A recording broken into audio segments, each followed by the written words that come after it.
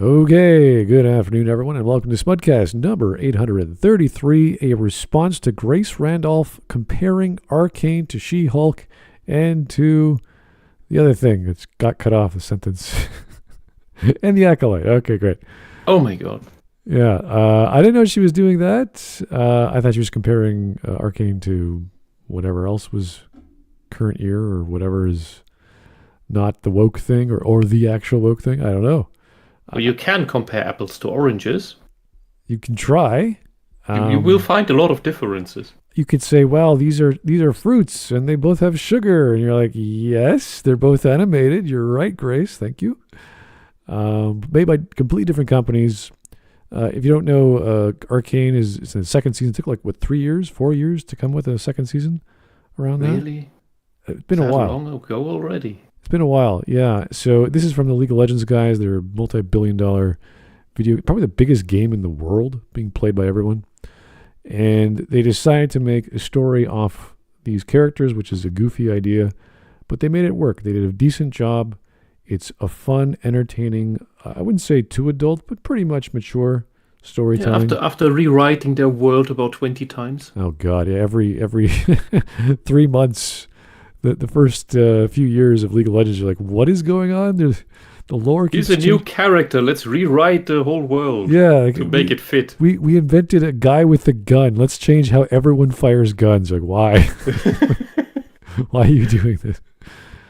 Yeah, I mean, it's a nice thing of world building on the go, but oh God, at some point you have this. It's like Warhammer, where 20 things are stolen together, and then at some point you start hammering out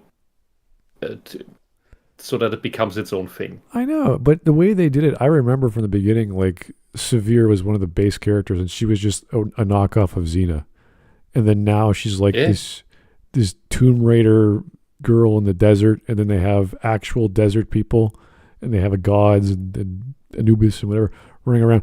Like, okay, great. Couldn't you have figured that out before you made all these characters? But no, because their job is to make characters. That's their job.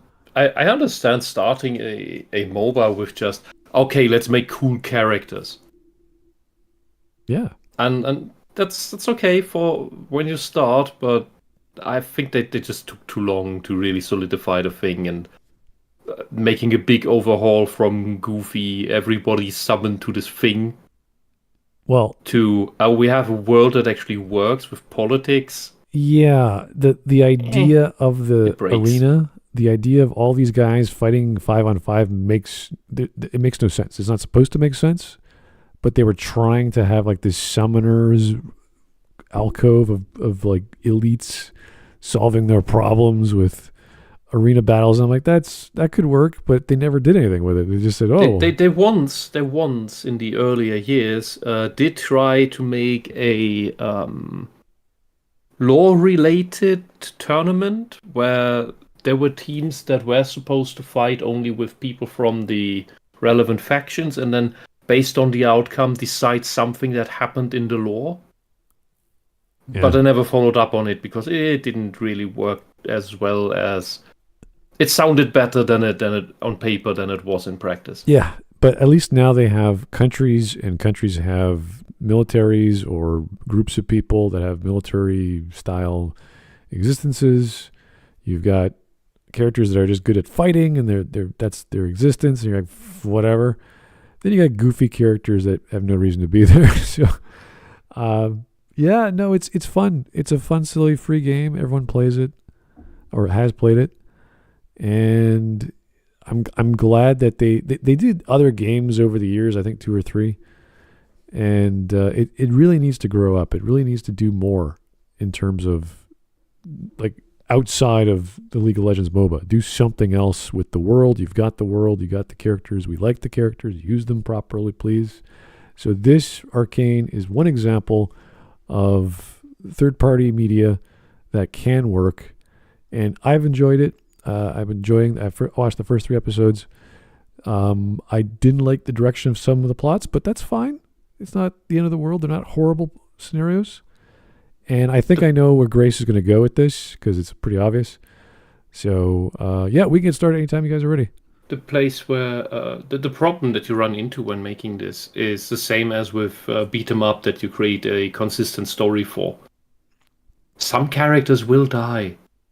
Yeah, think of Street Fighter. How many games there are, and they finally made animations and mangas and movies and all kinds of Mortal Kombat. Oh yeah, that was fun. Huh. Was it? Yeah, the music was nice. Fun is it being nice. Music was amazing. Yes, it was. Back All right. together in a week. Anyway, 14 minutes and a half. Here we go. Arcane Season 2, I have Oh to my say, God. it's Whoa. as progressive a show Headache as Hollywood voice. could make. But we'll see how fans receive it, especially as it arrives on what is now the start of Trump 2.0.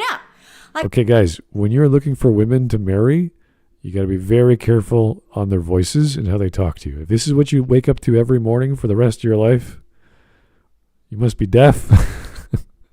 Also, when you are able to choose schools for your children, you don't want a teacher with this voice because your children will not be able to learn anything because they'll have headaches. This is if she just Also spoke the slower presentation. and softer, I think it'd be okay. Well, it is sped up. It says so on the thing. Okay, fair enough. Yeah, also it doesn't help. Her makeup doesn't help her case, I would say. That's Well- aside from everything, but putting emphasis on those eyes is not helping. Yeah. It's not doing her many favors. Yeah. So the instant impression is eternally 16. No matter how many wrinkles there will be. Well, I'm not going to comment on her beauty, so let's just keep going. Problem with She-Hulk wasn't and the the intent. Acolyte and Agatha all along, but yet be okay with this? I mean, is the style really that big of a difference? I mean, to me, they all seem like they're cut from the same cloth. No. What? And I liked a lot of that content, and I like this show. What you just Wait. watched is a clip from Grace She likes it, but she thinks it's cut from the same cloth. Is that even logical? Well, she's 50% right. The They are style. all cut from the same cloth, but they're all horrible. So hey, we agree on something. Isn't that great? I'm so confused. She had like this paragraph of multiple ideas that all contradict each other. I'm like, no, you either like it, cut from the same cloth, and the style's very Look, similar. it's- Like, wait, what? Yeah, but look, it's as if you watch a J drama that has 23 episodes, and then the company makes 2 other J dramas with the exact same actors but different plots and different Characters. tropes. Not tropes. Yeah. Yeah. And different characters. And those are cut from the same cloth, but they're different enough, but they're also probably the same quality, and that's what this is, only that the quality is shit. High budget, low quality. Randolph of Trailer's review of Arcane Season 2, and it really got a response out of her followers, and it got a response out of me too. So basically what Grace Randolph is saying, she's reviewing the show Arcane. It's on its 2nd season right now. I've watched the first 3 episodes. I'm not planning to review it until the full season is out.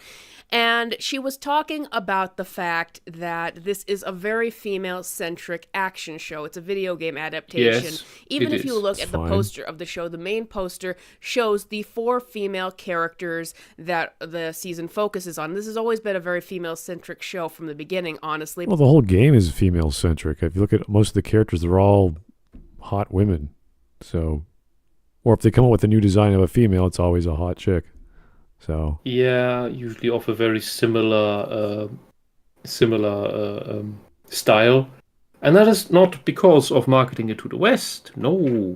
It's because to market to South Korea, because they spend silly amounts of money. yeah. Do you remember what happened when that one character was announced or introduced and the art style had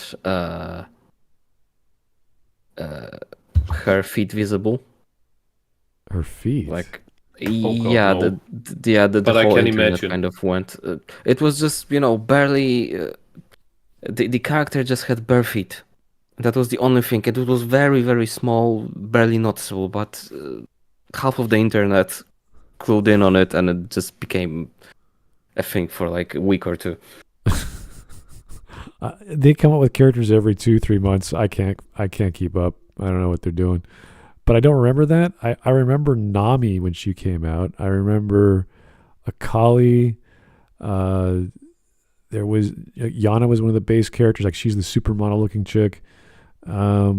That doesn't narrow it down. Well, she's the tall, gorgeous wind goddess chick. That doesn't narrow it down. Really? Well, not Teemo. How's that? There's a. Yeah, that narrows it down. There we go. To not Teemo. Not Teemo. Not a Yardle. Not a Yordle. Yeah, there you go. So no, there's plenty of women. I think the bulkiest one is Ilawe. Everyone had a problem pronouncing her name. That was a fun design Yeah, idea. and she's got an urn and she smashes people's head with the urn. I thought that was cool. Yeah, that was the stupid over the top fun. Yeah, Not a hot chick, but a cool chick. and that's who I thought that black lady was in the original season 1. And apparently it's someone else, Ganessa or something like that. And that's a new character you could play in the game. So they're releasing the show with the new character, and they're also doing a TFT thing as well. And they always do a new TFT thing every freaking 4 months. So they change the whole game, which I like because TFT is a simple distraction. It doesn't take too much time, and it's all random. So there's no skill involved. It's all Really, just fun. in the show, that character is quite unlikable, and it's not very balanced with since it's Riot is very progressive DEI oriented because those people took over that company as well. But they're still more hooked on the money than the propaganda. But the show is a pretty good example of how it can seep in. It's not entirely ruining it, but you can feel all the spikes of it. And that character is not likable at all. Which may be intentional, but there are a lot of female characters that are just not likable. They uglified a few characters, not extremely, but you can see it with Caitlyn. She is just not looking as she did in the game. And then I looked up the voiced actors. And once you do that, you understand what they did. They self-inserted the voice actors onto the characters. They do look a lot younger than what they do in the game. That as well, because in the first season it is the younger versions of the characters. It's a version of their pre-story. But with Caitlyn, it's pretty obvious that they put on the angular face of the voice actress, and I'm sorry, you did Caitlyn dirty. But apparently, the in the game, the characters still are more. Well, in Arcane, they still look like women, but compared to the game, as we see with all the DEI, ESG bullshit, all the bust sizes are down. Which you can't complain about Jinx because she's flat as a washboard, but all the other characters that actually have something to show in the show, they don't. And we've been over that a couple times. We'll see where that goes in the future. The main problem I have with the second season is that it looks a lot like much misguided talent in how they edit things. There's been a lot of musical numbers and bad choices. The video collages. Half of them are really bad choices, and they go overboard because it's all just some black rap kind of stuff. Yeah, it's kind of this artistic. I'm going to have a series of slideshows. And that's fine. You could do that. It just changes the story because it just speeds it up. It's like, okay, here's this thing about the Chem Lords or whoever they're called. And it's like this whole thing about a table, and it takes like 2 minutes, and that's fine. I think it's that's good. They blend in well with each episode, contrary to a lot of Disney stuff nowadays. This is why I like this format, because they're doing creative stuff for the guys who just animate. I bet they took the animators from the game and said, hey, you want to make actual animation that you trained for? It's like, yeah, of course. So I like that, but it's also very odd. It just changes things up the way you would see a Disney musical where they would just take the characters, they would just sing with the voice actor, and she would sing a song and they'd dance around, and that'd be great. But this is this whole different tone, and then you get the rap, then you get the swearing, and you're like, okay, this is a little awkward. It's I have trouble understanding the lyrics in this type of music all the time. And I can say that the visual storytelling in those music passages is usually good enough. Yeah, if it was done with Echo, because they made that skin where he was into music or something like that. I can't remember. They changed the voice of this. Whenever you buy a big skin, I'll do all this voice changes to all the gameplay options. And I would say, okay, if Echo was doing it and he was singing or rapping, it would be like, yeah, fine, no problem. He's part of the slums. He grew up in that world. Great. Color the world that way. But instead, we just get random people singing, and it has nothing to do with the characters. And you're like, that doesn't quite... Like, I'm trying to relate this to Disney, which does the musicals, and to just have musical interludes with no one singing, and you're like, that's weird. Well, it's mainly overlay singing. It's not the actual characters singing. Yeah, I want because the characters can sing. They're voice actors. They're talented. They hire them. Use their talents. Not all of them. No, but if you gotta pay the money, that's the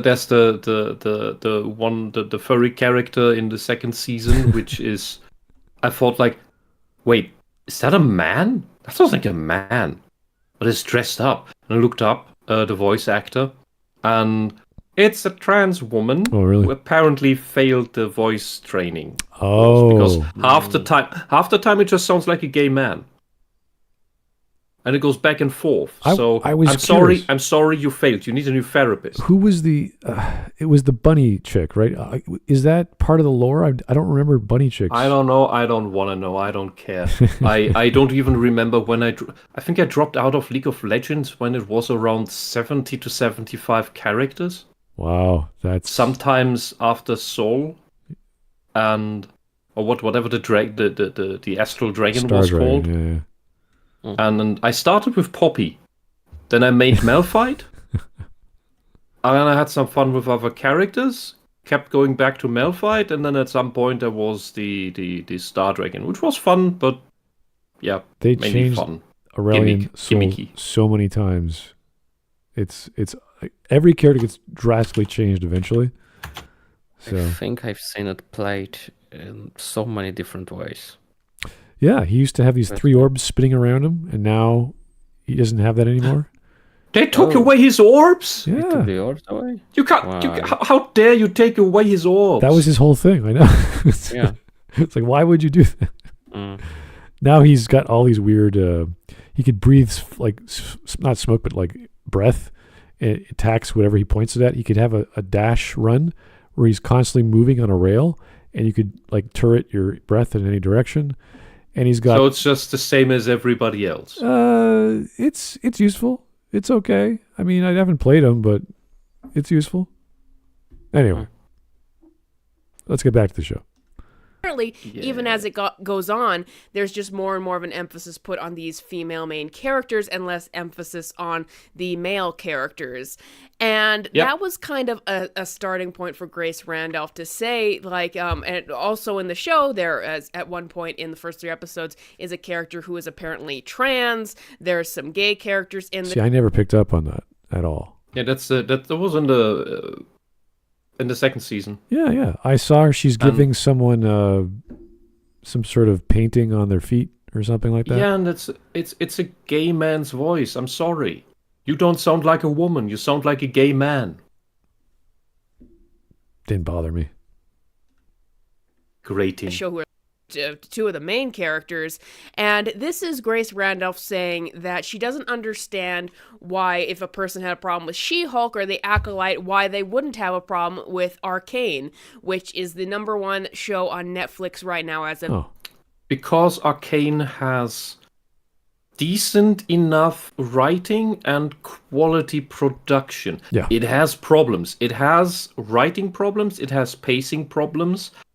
Some of the musical numbers, the cuts are just too fast. I have trouble following. And then there's this one part that is definitely epilepsy fodder. in the somewhere between episode 4 and 6. I think it's in 5 or 6, I believe. That's not good, and it's not necessary on that level. These people know what they're doing. They should know how to work around that.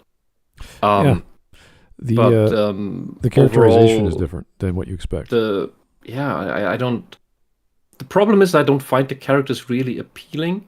I know they want to focus on Jinx's story mainly, because the whole V thing, Caitlyn and Jinx thing naturally grew out of the lore, and that's the basis for Arcane.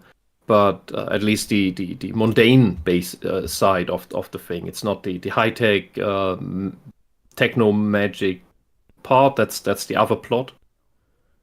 With Jace and Heimerdinger and the other characters, but the mundane plot is, I think, it obsesses too much about Tank Girl, which is what Jinx is based on, and goes into this whole we're rebels against the evil bad upper people, and okay, but it feels empty. Yeah, it feels hollow. Like it's not connecting to anything. I feel the characterization of Victor and Heimerdinger is very, very different than what we know of them, and to give them that sort of weird, like Heimerdinger is a completely different character. He's weird as anything, but so is Victor. Heimerdinger is more down to earth, and Victor is something completely different. Yeah, like he's a researcher, and then he becomes this weird vagabond, and you're like, what is happening here? I thought he was going to be like a mad scientist like Heimerdinger. No, he's just some guy who got infected, and you're like, all right, that's a thing that happened to him. And then we learn about what this magic power is. It's basically Final Fantasy VII scenario. You're like, okay, is this was nowhere in the game. This has nothing to do. I have a feeling this is going to move with you haven't seen the what they call the second act, the 4 to 6. I think it's going to lay the foundation of what the magic tournament with constant reincarnation can be built on. That this is the story in part of developing that technology. This sounds backwards if that's where they're going. Now we're going to explain how we have this whole battle arena. Instead of the ancients having made it, they're just developing it themselves, which I think could be okay. But which they should have done at the beginning, but yeah. No, that's okay, because it begins with hex tech being developed in the first place. This is the time where it's being developed. So this is Piltover is harnessing magic, but then at the same time, now in the second season, we see that actual magic is already around elsewhere, and it's not the Malzahar Void stuff, which was hinted at in the first season. We don't see any of that, and again, but these other characters that have other magical nonsense going on, and I find that a bit breaking with the plot. Yeah, it's the whole Magitech Mako from the Final Fantasy world that they're trying to create. And you're like, all right, that's fine, but we got this all other lore to work with, and they're hinting at Noxus and all these other organizations, and now Noxus comes into play, and all this imperialism, which is kind of cool. I like that.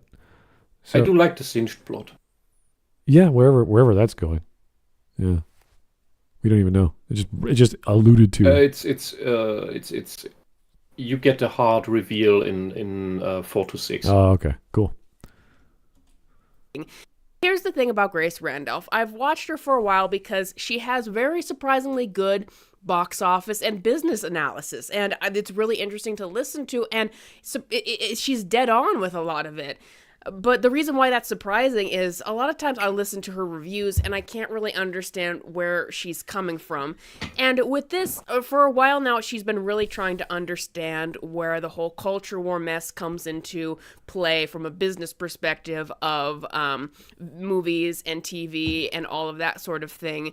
And she's been trying to be fair and understand all of that and understand people with different beliefs coming into arguments over these shows. But here's the problem with her comparing Arcane to She-Hulk and the Acolyte, 3 shows with apparently progressive themes that two of them get a ton of hate and the other one does not.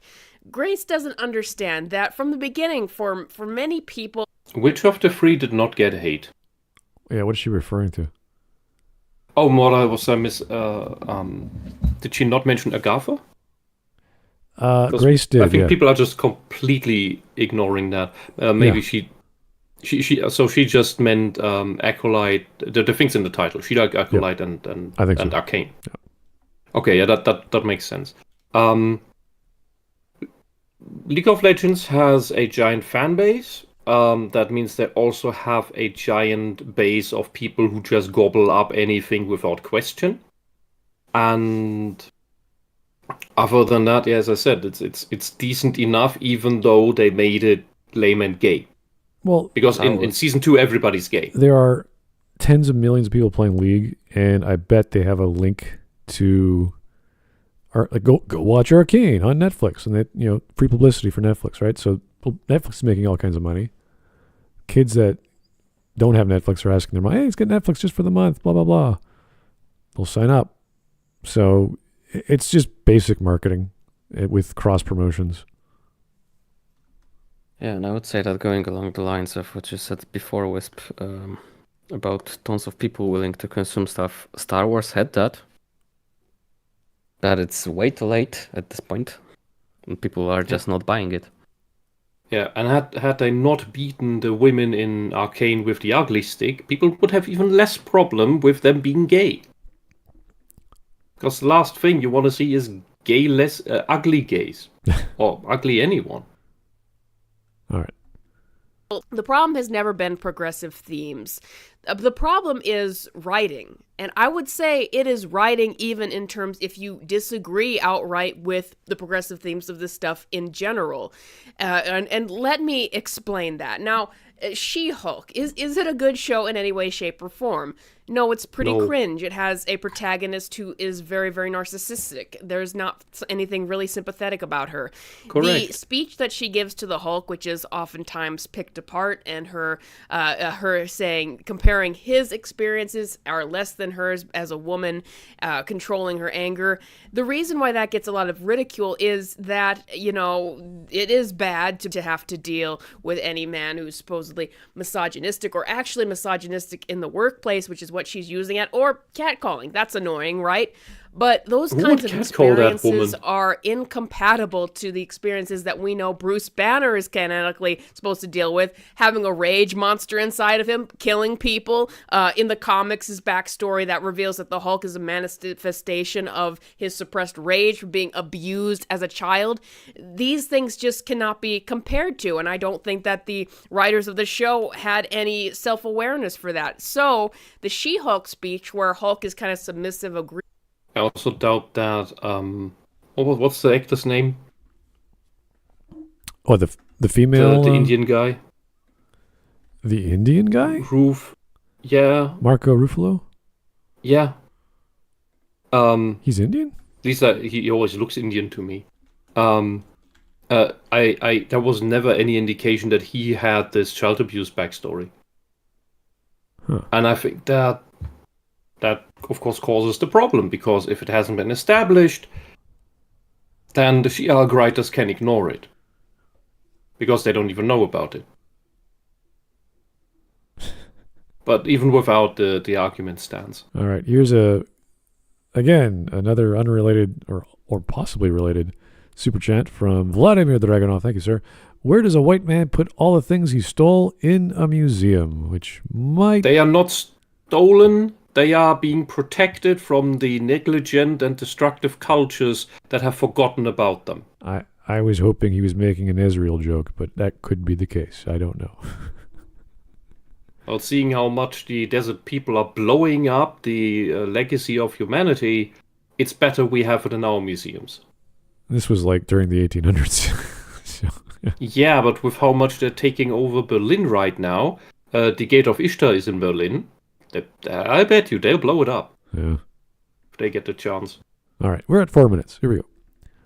Agreeing her experiences generally as a woman dealing with general sexism are greater than his, greater in terms of her having to deal with her anger over it, was just laughed off the face of the planet. And I would say that that is very bad for someone trying to come from a feminist perspective, trying to push and trying to convince people of their point of view, because that kind of framing of it, that kind of framing of feminism or any kind of struggles for women, that just made it look really petty and really self-absorbed and really narcissistic. And it is not a good way to push your belief. Congratulations, you have figured out what feminism is about. Yeah, but she probably believes in the sugar-coated candy that that feminism pretends to be to get her into the creepy van. Yeah. So she still hasn't realized that it's a scam, and that all the things that feminism promises to her, she'll never get through feminism. They are good things to get, but you will never get them through feminism. Way to convince people. It just makes people cringe and laugh at you. And other than that, She-Hulk, not a great show, not funny. By the end of it, they literally had a retcon to admit that they didn't know how to end it. Bad show. Acolyte, I was thinking in preparation for this video, just the crazy writing in that show, from the episode that reveals that the witches that live on this planet are all killed basically because someone forces them out of someone else's brain. They just all up and die. The fact that they abuse their own children yet are made into the sympathetic ones. The fact that this character killing her own father is supposed to be made into a cathartic choice that we're supposed to enjoy this character for. It's bad writing. Now let's compare it to Arcane. It's a show about two sisters, very three-dimensional characters, about the one sister betrays the other one for very, very understandable reasons that she's going to regret for the rest of her life. A rift comes between. Jinx isn't really betrayed in at the end of the first season. She's rather or in the first season. It's rather a situation of circumstance that neither of the two have control over, but Jinx, from her perspective, would, of course, see it that way. Yeah, she was jealous, I think, of Caitlyn's relationship with... Well, she was also left alone as a child, while that was not the... I still remember the scene where she's standing in that chasm, being left behind. But I think it was Vi, please correct me where I'm wrong, she didn't want to leave her behind, but it didn't work any other way. It's been a while since I've seen the first season, but yeah, she gets abandoned in some scenario. Vi wants to go back and to save her. For whatever reason, they can't, and they have to keep constantly trying to get back. Yeah, and they can't. It's basically the way the rift deepens is basically through failed communication, but executed well, which is rare. Yeah, they really try to get together. The both of them try to in their own ways, but it always fails. They always miss each other. Yeah, they didn't even have to be sisters. Like, this is the story that could have worked any other way. And I think because of that one joke that Jinx was making in the game, if you play as Jinx, she says, "You think I'm bad, wait till you see my sister." That's the only connection I have to why this premise is these are two sisters. But it makes no sense just by that if you learn that Vi is Jinx's sister. It makes, like, what the hell? She's not bad. What do you mean? She's a boxer. That's about it. And she's pretty nice to people. So it's kind of a weird setup to do it that way for whatever purpose. Obviously, it's easier to be family, to have the bonds of sisterhood go away. But it could have worked just as well without it. So fine, do it. Sisters, great, cool. Why she would be jealous, though, of Caitlyn and her, I never understood that, just because that was where Vi was showing camaraderie towards, because they were fighting for the same things. I don't know why you'd be jealous of that, but whatever. It's fine. It works. There's things that I have little quirks, little problems with how it explained themselves. But as a whole, the first season was pretty solid. Yeah. Between the Chat one updates side- us on what the story was. Okay. I don't think they were in the games. It never came. It was never clear in the games about that at all. I don't. They rewrote that so often. I don't remember. I have no clue. When anymore. Vi came out, It's that so was long ago. that was a completely different thing. I don't think Jinx was a thing yet, or was it the other way around? I can't remember which came out first. But I remember when Jinx came out and like the big splat, like she was basically the Joker. Like that was her thing. She's just a crazy psychopath. She's Tank Girl. Yeah, she's the Joker. Okay, you could say she's a mix of Tank Girl, Joker, and Harley Quinn. Yeah, something like that. And that was it. And then she had these. Wait till you meet my sister. You're like, oh, so you come from a family of crazy people. It's like, no, she doesn't. She got abandoned in certain circumstances, and then got raised by a bunch of drug lords. So yeah. Well, if you don't think Vi is crazy, I can't help you. She's a street smart kid. Tries to do well. She punches people in the face That's her thing. at random. No, not randomly. Giant super fists. That actually was told okay. I liked how she got them from a mining scenario. That was good. One character ends up on one side of a brewing war that is coming out, and just generally it's very well developed characters, very human characters, and they're on a very, very intense journey. Now, what is the difference between these shows that I'm comparing? One is well written and the other one isn't. Because here's the thing about politics and progressive politics is that it doesn't matter what your politics are or the themes of your show or the beliefs that you have. Anything is going to be influenced by someone's beliefs. It's how you present them. So There you go. See, that's all we need to hear. There you go. Well, there is even a way to make a show about communism be appealing. Yeah. Which was Superman Red Sun or Red Sun Superman. Yeah. Which the communism was still bad, but the way it came about was kind of enjoyable. Oh yeah, Even though it's terrifying. The animation was a bit rushed, as all the animated things were of DC were a bit rushed. Yeah, it's terrifying that you have a super alien that can reprogram your brain by frying it with through your eyeballs with his heat vision. Yeah, but that's basically what you need to make communism work. Yeah, but that's you have to destroy the human brain. that's like, oh my god, everyone is super efficient because they're brainwashed to become these robots. You're like, oh my god.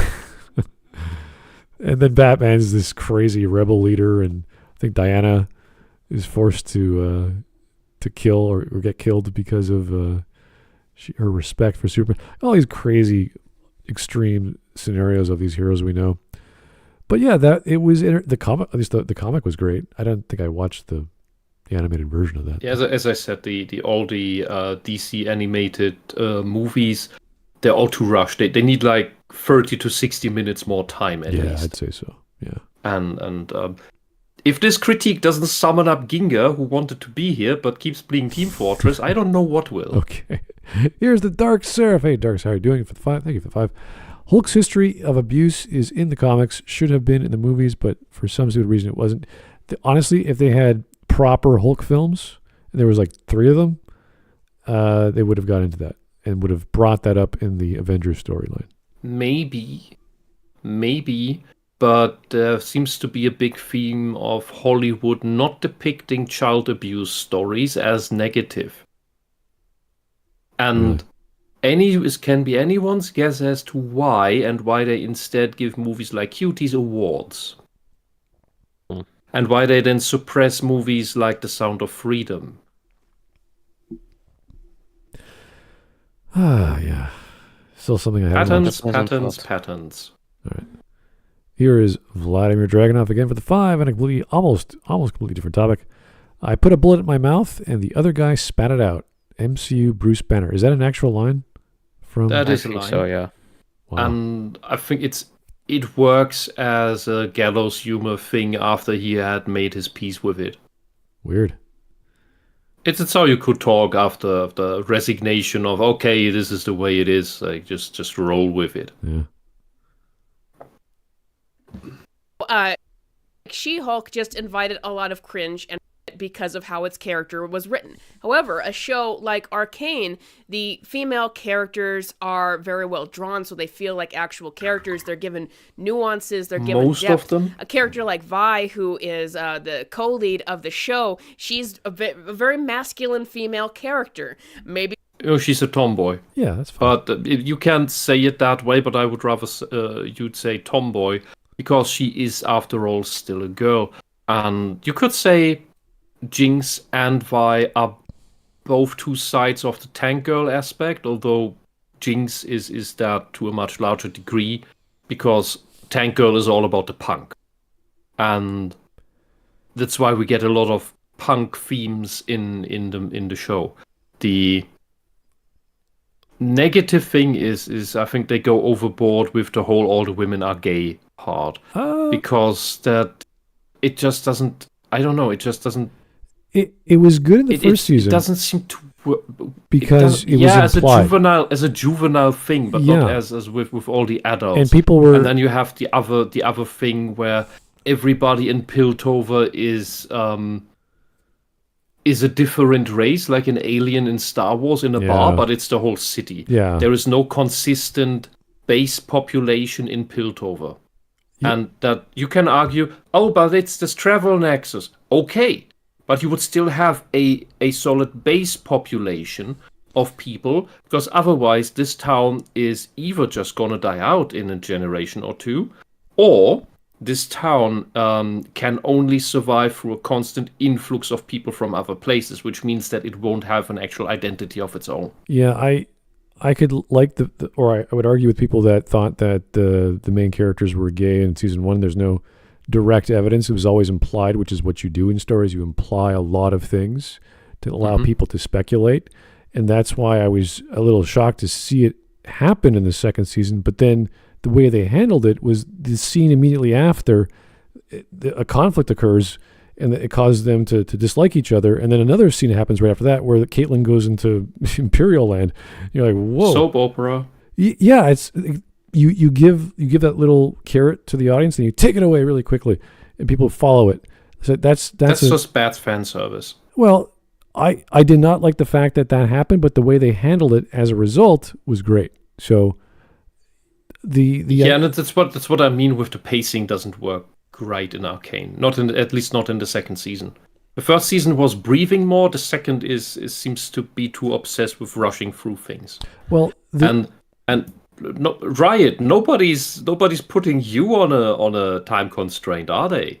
Or did Netflix give you a bad contract? That's right. They have so much money. They could have taken another 10 years to make the second season. It's probably, but yeah, nobody would have complained about that. Yeah, same with Valve and Half-Life, whatever.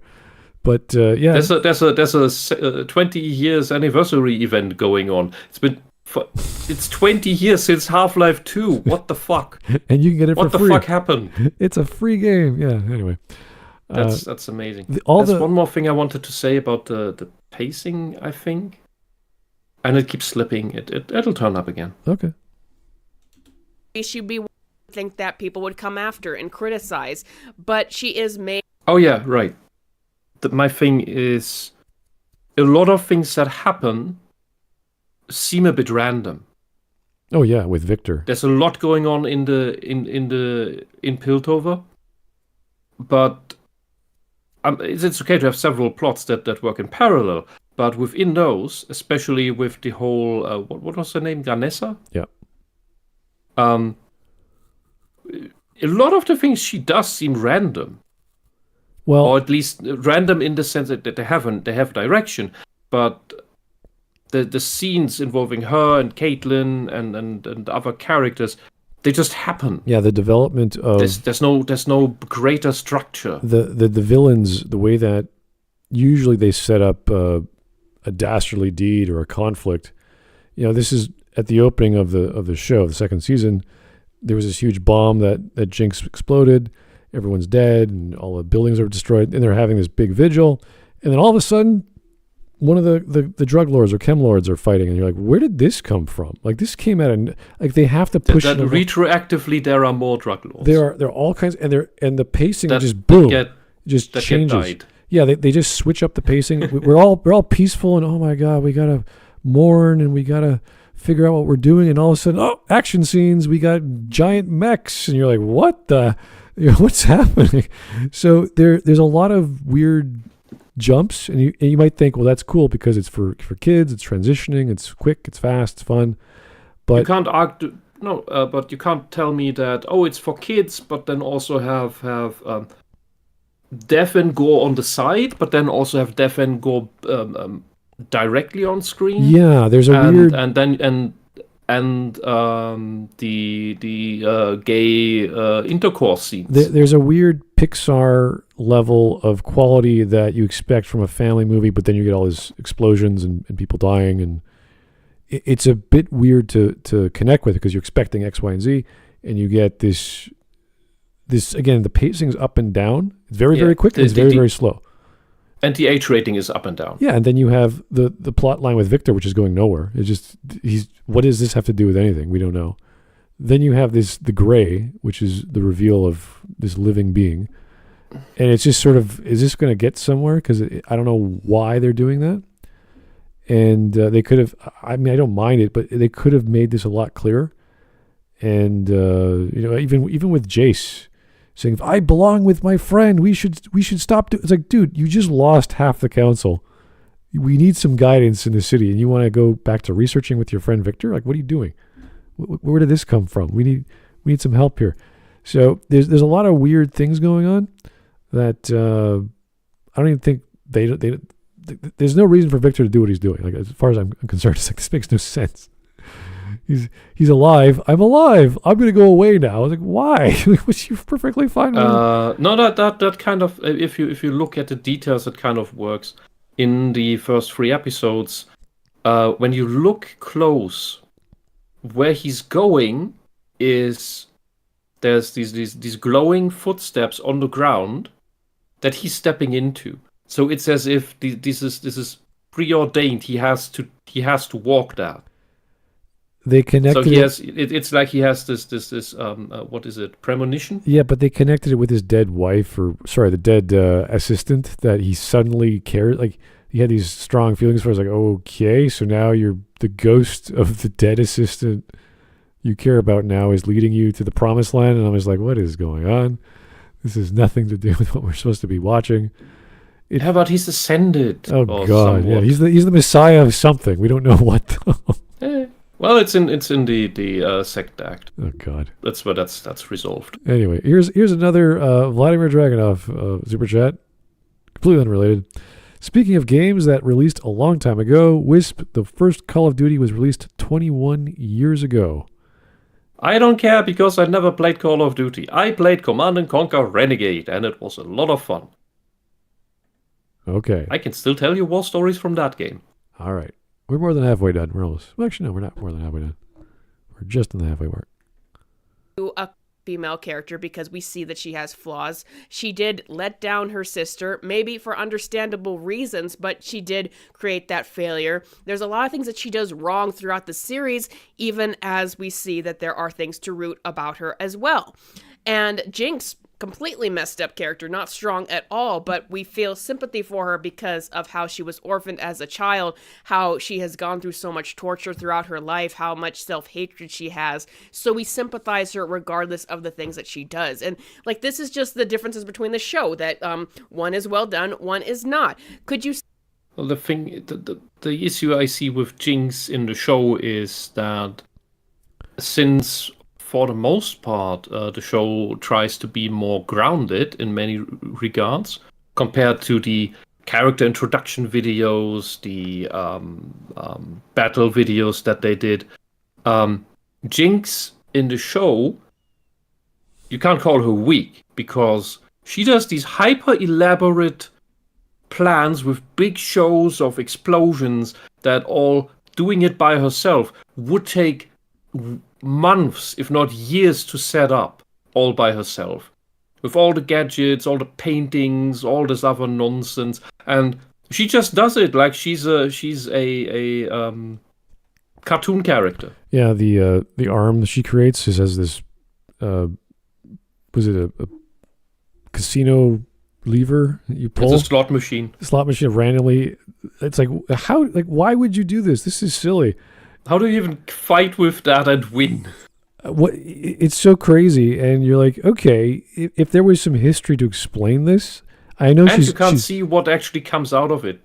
Well, yeah, as the wielder, so you don't actually know what your next move is going to be. Yeah, it's fine that if there was some backstory to explain why she's so good at making all this stuff. Like, we know she's good with mechanics, but she's not like some crazy genius like Heimerdinger or whatever that can do that.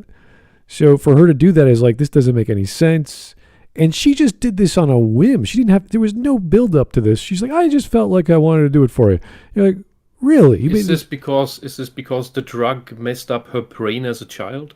I don't really. Together with the trauma and then the magical tech abilities. This is the same argument, like, because the thing is, this is supposed to be her character, but you're right. The foundation for this is missing. Yeah, she's supposed to be the tank girl, the girl who blows stuff up and laughs like the Joker, and she gets away with it. That's it. She's not some elaborate, I'm the tech girl genius who makes elaborate cybernetic arms with casino slot machines attached. Like, it's just like, what? How does this work? With her, I would have liked a scene, preferably in the first season, where in order to cope with her trauma, she is just autistically locked up beneath Piltover, and just locks herself up and just builds silly amounts of random crap out of all the scrap that's all around her, and that's how she has this giant stash of random stuff that she can use. Yeah, later I want on. like a crate, like the opposite of Tony Stark. Like, she lived in squalor. She had all this intelligence and knowledge of engineering, and she just scrambled stuff together, and she's really good at that. But there's none of that. It's just that as a kid, she liked making little toys, little mechanical toys. That was it. Like, which is okay as a start off as a little girl. Yeah. But yeah, I would want this middle point where she just does this for years. Yeah, you don't go from squalor making toys to squalor becoming a technological genius. It just doesn't connect. Usually when we have like a character like Jace, like, he was in this world where he invented new stuff. He had every opportunity to do well, and he found a new technology and he worked around that. So it's like, oh, Jace makes perfect sense. That's fine. Heimerdinger's a bit weird. Victor's a bit weird. All these Piltover guys are a bit, like, all the characters are a bit weird in Piltover. That's fine. They're upper class. The high tech professors, that's fine. Yeah, exactly. It makes sense. With Jix, she's just a chick with toys, and you're like, that doesn't make. How do you make things blow up? Like, how do you get that massive rocket that flies across the horizon and blows up Piltover? Like, okay, that's a bit too much. Anyway. Yeah, because you have to put that thing together somehow. It's so complicated, and you know. And that's why with the show trying to be more grounded, Jinx raises questions for oh god, immersion. she had, even in the first season, multiple opportunities where she should have died, and even in the first three episodes of the second season, I counted about 4 or 5. And you're like, okay. You should have died. There's this one scene where there's this rat guy, and he has this mechanical arm with his like needle finger, and she just looks at it like it's nothing. I'm like, listen, there's this needle that's like, thicker than or longer than your head, and you're just like, whatever. This doesn't bother me. I was like, really? Yeah, that's part of her nihilism, where she has given up inside in large part. I'm like, did I miss this scene? Am I forgetting something? No, she gets out of there due to Deus Ex Machina. Oh yeah, that's right. Yeah. Yeah. The woman she made the joke arm for saves her. Yeah. Anyway. Say that Arcane is a feminist show, perhaps in a Yes. way, Sure. because it's allowing female characters to be written as complicated and as strong or weak as male characters are. Now, It's not putting men down, but it does put them in the background in the second season. Oh, it's still, even with I would have loved to see more Draven. even even with the characters of Vi and Jinx when they're fighting in the third episode, it's like Vi would crush her. Like if they're in melee, she would just like pick her up and slam her to the ground, and she's toast. But they show her. Yeah, but somehow Jinx can magically super speed dodge, and I don't know why. And get kicked in the gut and lose all her breath, and she's fine. Okay, come on. If Vi is going to punch her, she's gone. If Vi's going to punch her with those freaking gloves, she's paced. Like, she's crushed. Yeah, if you can trampoline push Warwick with those things, humans are splatter. Yeah. And humans are splatter when they're not relevant characters. And this is after we've seen these things be used as industrial tools, and then they get beefed up by Hex Tech, and you're like, okay, this is even stronger gear that they have. And you're like, okay, this thing is going to crush someone. She has to be very careful. No, she just fights normally. You're like, okay, is she holding back? Is something we're not following? So there's a lot of stuff I'm sort of like, this could have worked a lot better. And if you just take it as a surface level and don't think about it, it looks good, it sounds good, and they're fighting, and blah, blah, blah. And that's always the problem when you try to go realistic with something. Realistic with in-world, because here you're breaking the rules. Yeah. And this is why Mortal Kombat movies, if you make them serious, if you try to make them seriously, half your cast dies. And very quickly. Because you can, all these moves that you use 5 to 6 times in a video game battle, in a realistic battle, you can only do once. Because once your arms are cut off, your arms are cut off. All right. just going back to what I explained in my Hollywood's continuous problem with female characters video, is that the true inequality I think that there is in writing is that Hollywood really doesn't understand how to do female characters a lot of the time. There was a time in the past where because female they're characters narcissists. a lot of the time were just regulated to one-dimensional love interests and stuff. And now that we have had a really big push for strong female characters, they become one-dimensional masculine characters and things like that. And characters who... By the way, I wouldn't even say that's the case if you watch the original Zorro movie. I forgot the actor's name. Antonio Banderas. No, the one before that. Oh, sorry. The black and white one. Original. Yeah. Zorro's love interest was already a capable woman. There was this whole energy there. There was already a thing. So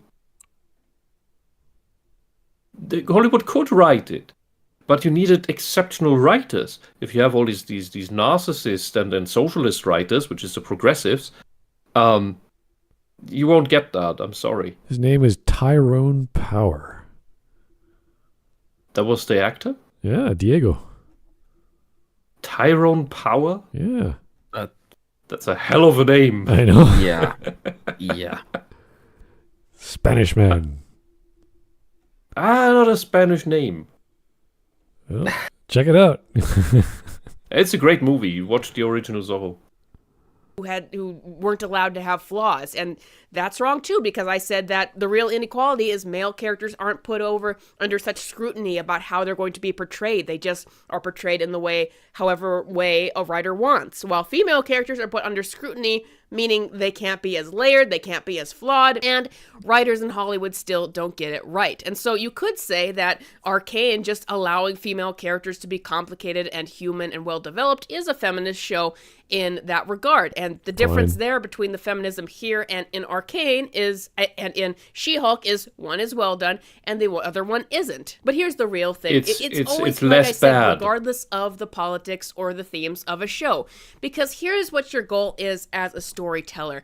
Your goal is that your viewer has an experience, that all of the world building that you've done, all the character work that you've done is going to be so believable on a level and so unraveling on a level that your audience member isn't even thinking the fact that they're watching a show. They don't even feel like that. They're just experiencing things with the characters kind of as if they're happening in real life. Not to the point where it actually hurts as it would in real life. We can experience these stories from a safe distance, but on a certain level, they just feel everything that's happening. And when female characters are well drawn and human, then it doesn't matter if you're a man or a woman. Then they're just relatable because they're human beings. And you're not thinking about their gender. You're just thinking about the experience that they're having because you're experiencing that too. Okay, here's one hint to you, lady. You're not a feminist. You're a woman's rights advocate. You are a proper one. The proper ones are not feminists. The feminists, that's the scammers. You just need to learn the difference. I think the focus she's going with is writing, which I approve of because that's the core of the issue. It could be a story about a bunch of gay chicks. It could be a story about a bunch of guys that are gay. It doesn't really matter. So long as the writing supports it, it doesn't bother me. And that's why when we have when we have Vi and Caitlin have a relationship, it lasts like for a second. I'm like, okay, that's not what the story's about, but you can do that. That's fine. The way it was done was silly, but fine. It was built up in the first season, so I can go with that. Great. But then it gets They switched. tried. Sorry? They tried at least. Yeah, they try to have something close, and it's a weird thing to do that because Vi didn't want her to change. And then immediately after she changes, they disagree. And then the next scene after that, she becomes the Imperial. It's like, wow, that's cool. So that was handled well, even though I didn't like the build-up. So yeah, that's not the focus, nor should it have been. And that's why it's good. It's not about them. Yeah, compare that to Dragon Age Veilguard. I don't know. I don't want to know. I think in here she has a very idealized outlook on writing in shows and on media overall, because unfortunately what is happening, especially with the popular properties, is that they are used as mouthpieces for pushing propaganda by people who are both bad writers and extreme activists. Yeah, it's the Trojan horse scenario. Probably some of the shows you could probably make the message, slightly less annoying, and the show overall be a lot better.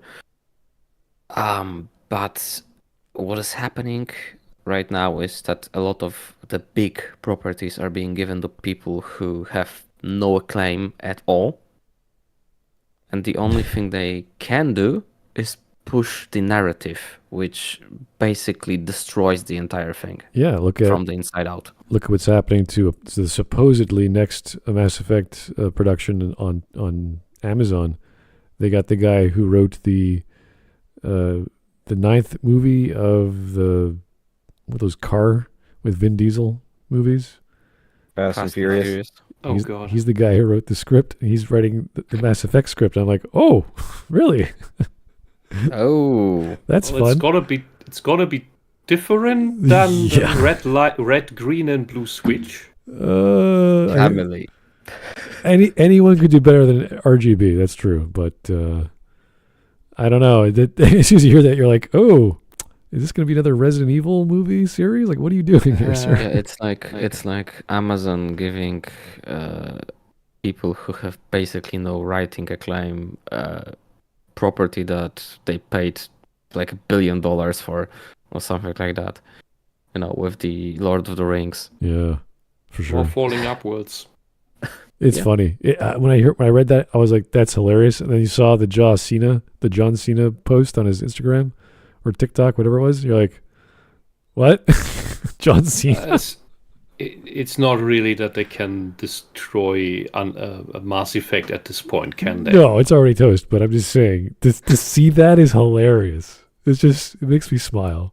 I mean, if they went straight to the Andromeda, that might be fun. Oh my god, that would be even funnier.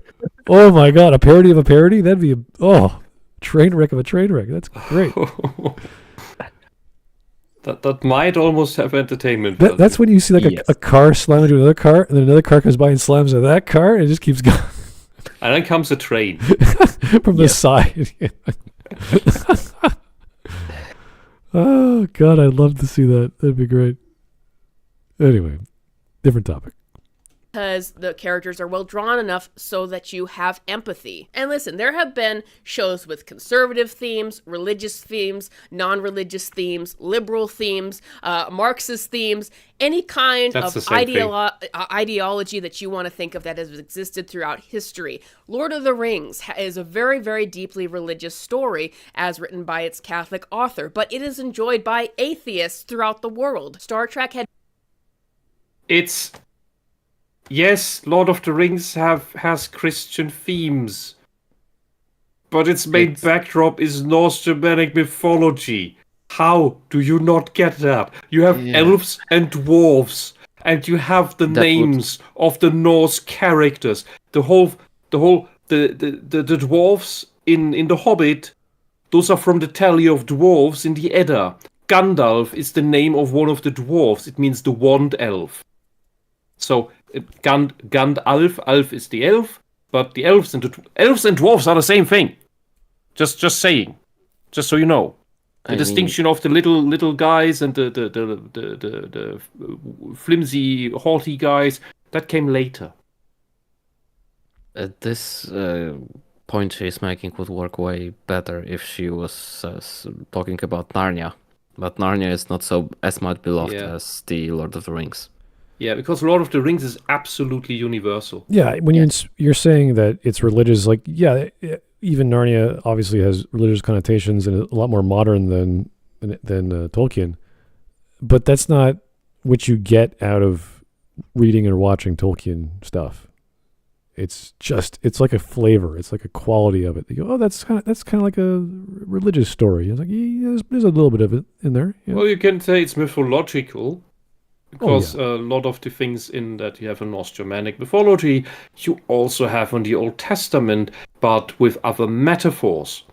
Like, I keep forgetting the name of the giant that in the flood of Ymir's blood, when all the giants, the evil giants were killed, saved himself by standing on a box. And, well, what you have in Noah's story... that you don't have written in the Old Testament, but that is in the Midrash, the oral history of the Jews, is that there was also a giant sitting on top of the ark. And from the perspective of a giant, Noah's Ark is just a box.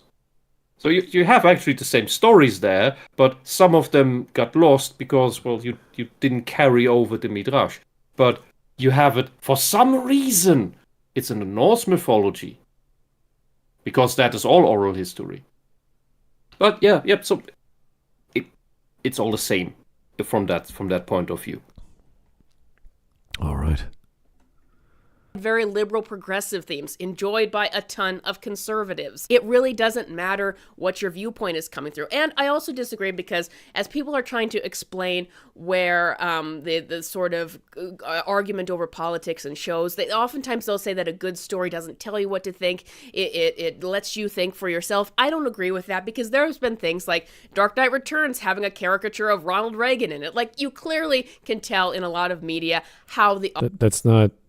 That's just because he was the president at the time. Yeah, that's nothing to do with telling you what to think. That's just how the artist wanted to draw a president, and they thought of Ronald Reagan. They thought of the guy in office at the time. That's it. It's not complicated, yeah. Yeah, it's why in Animaniacs you always have Bill Clinton playing the saxophone. Yeah, because he did that once. Yeah, what she was trying to say, I can have some merit if you give a better example of the thing that makes the argument good with an example of, I don't know, pick a modern, pick a progressive story that does it right. Like, I don't know, pick a Sandman comic that might work, and explain why the progressive themes work there, and why they don't work in the Netflix adaptation where it was completely progressified to the max. Well, yeah. Are we even going to get a second season of that? I don't even know anymore. Oh God! I mean, even going to be as shit as the Lucifer adaptation, which, by the way, surprises me that they did Lucifer before they did Sandman. Well, And anyone who's seen that show, forget everything about it and read the comic. It's completely different and it's bloody amazing. You can say that about all the adaptations we're getting nowadays.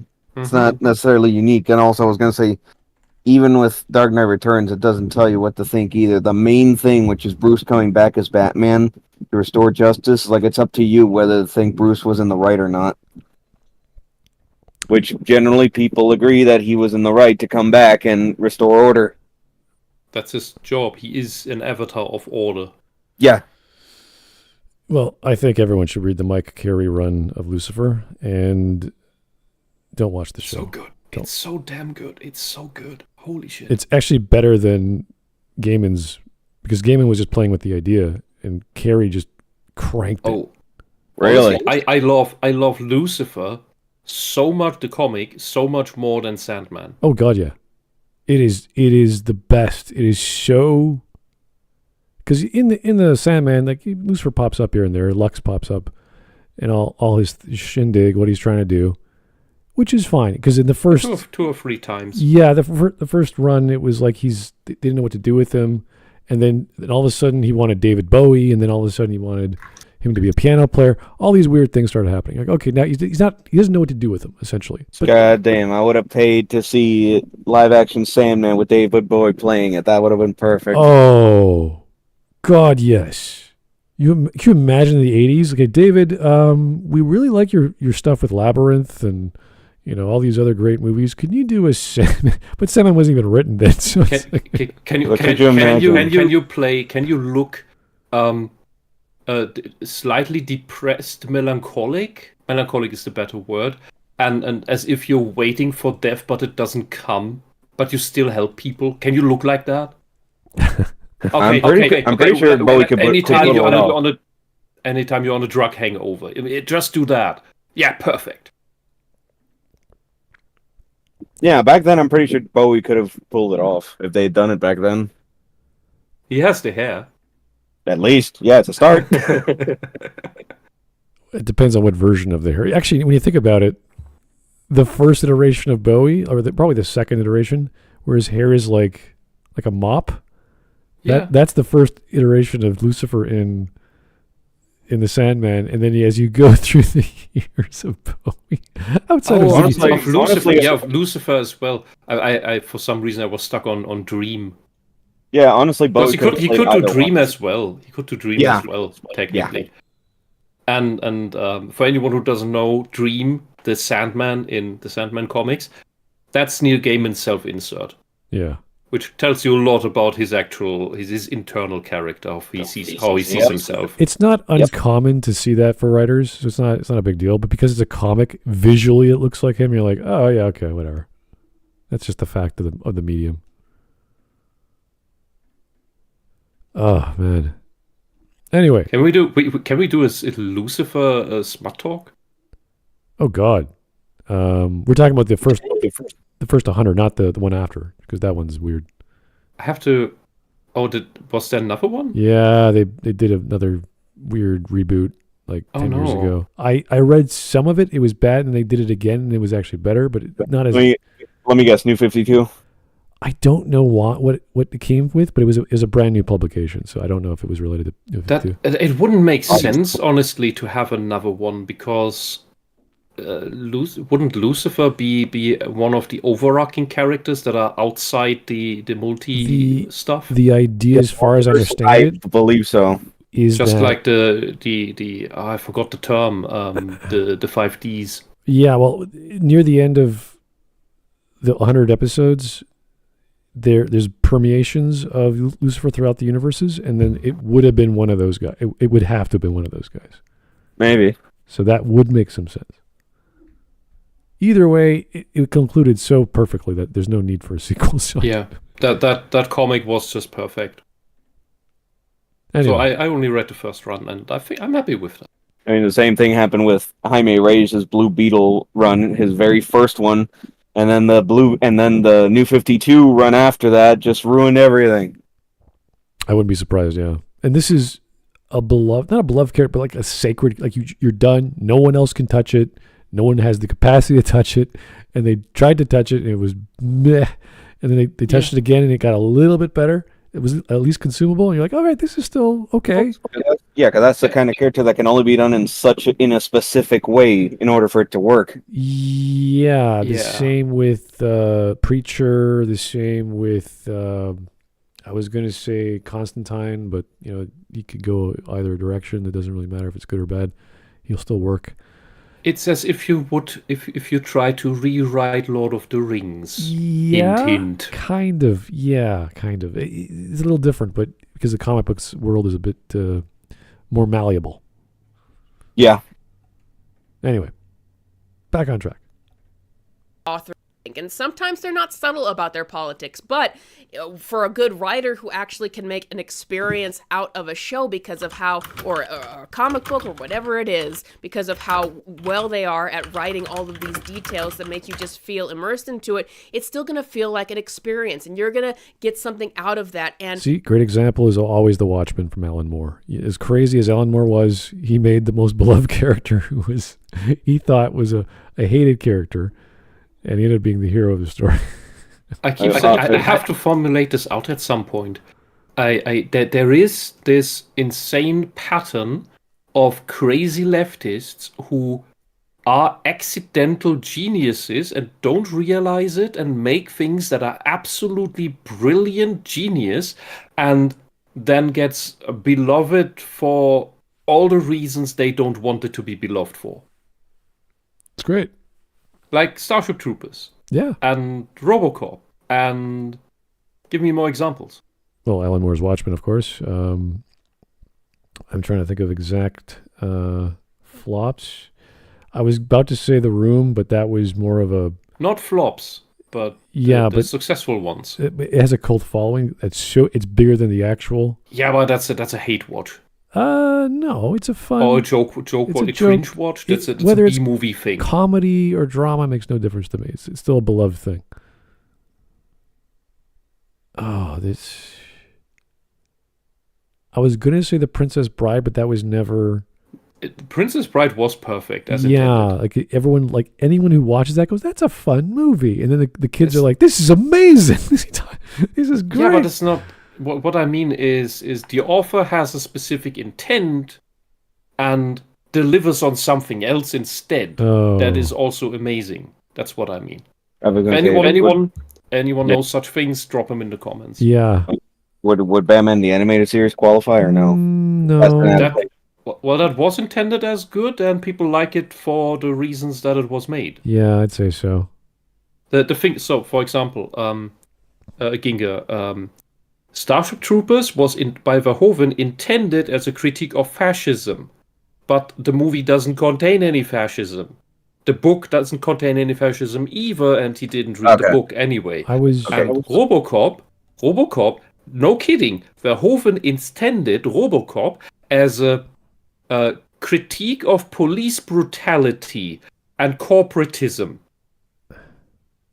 while RoboCop is the good guy who, in the end, kills the corrupt corporatists. Yeah, in that case, I just like that he intended for those specific things, but then went the way the movie turned out.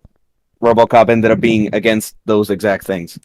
Yeah, I was thinking of maybe something like Event Horizon, where it's supposed to be this dark and gory story, and they actually made it that way, but they took those scenes out, so it was too much. Yeah, there was the 40K scenes. There is...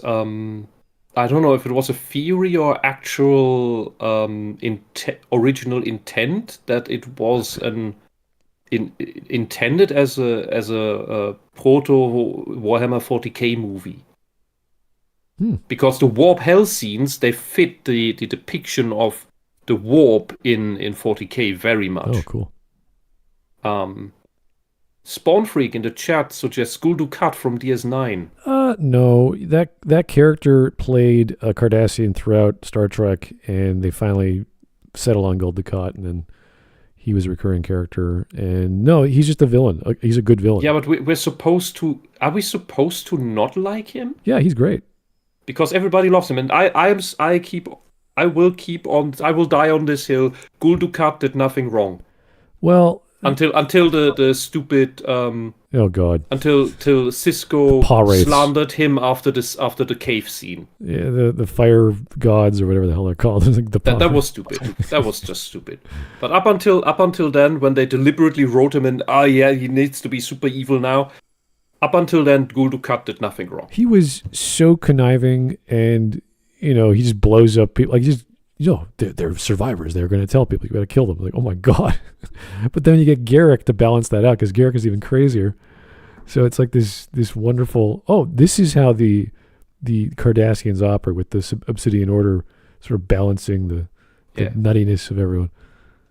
Yeah. So the Cardassian culture is this horrible mix of Rome, but Nazi Germany, but Soviet Russia. Yeah, it's a bit militaristic too much, and it came from super fascist, super Orwellian. Yeah, but Gul Dukat by himself did nothing wrong, and the Bajorans, they were horrible people. Oh, They you must not have any pity towards the Bajorans being colonized by the Cardassians, because that's just horrible people colonizing horrible people. There's nothing of value lost. The Bajoran culture, even later on, is explored by having time travelers from the past come into the present of DS9, and that's where we learn about what Bajoran culture was before the Cardassians came, and it was even more horrible.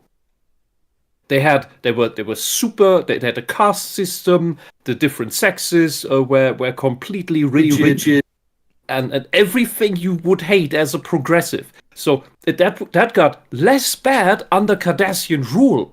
Yeah. It was the one guy that had come out of the wormhole. That was I think the previous emissary. Yeah, and in one of the TNG series episodes where they got through some time shenanigans.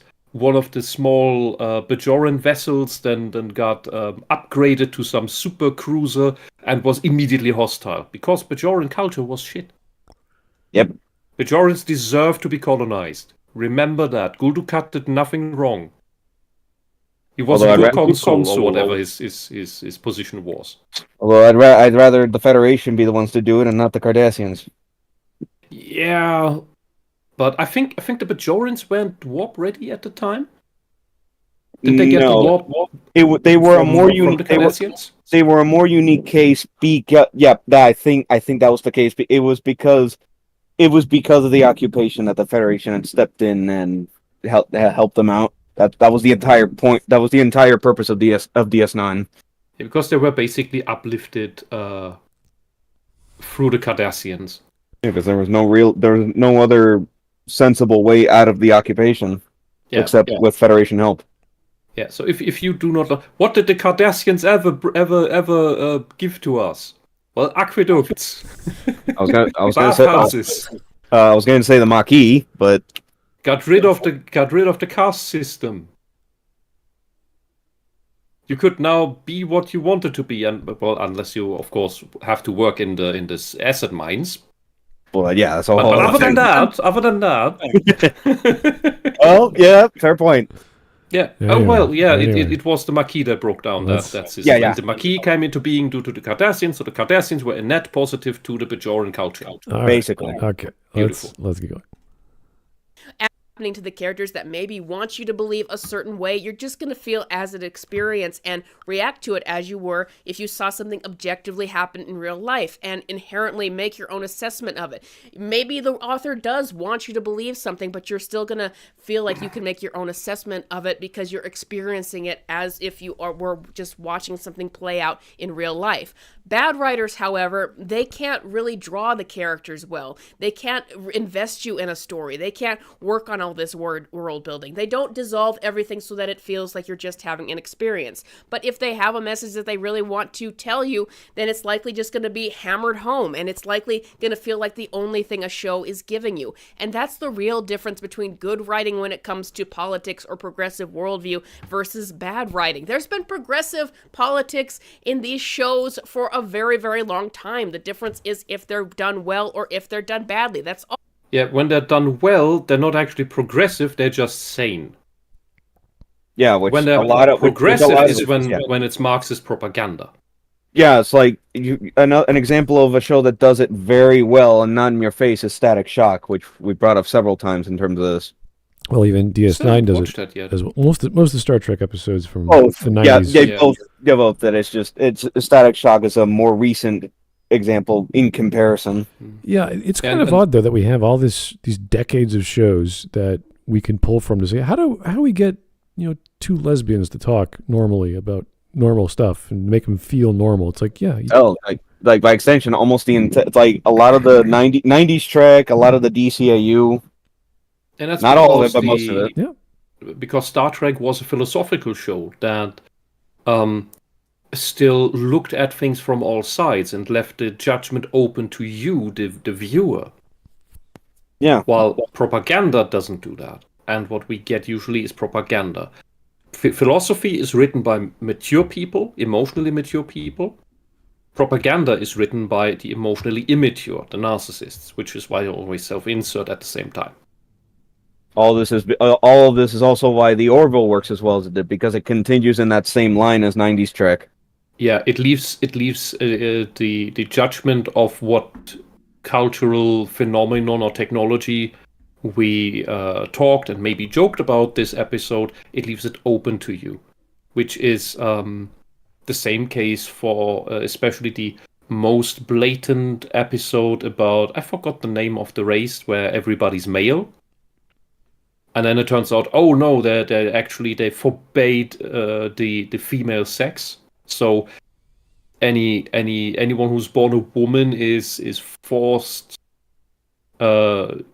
through treatment and operations to be male. Yeah, I remember that one. That one was pretty late in the run. That was the one focused on Riker and how he is seeing all that take place.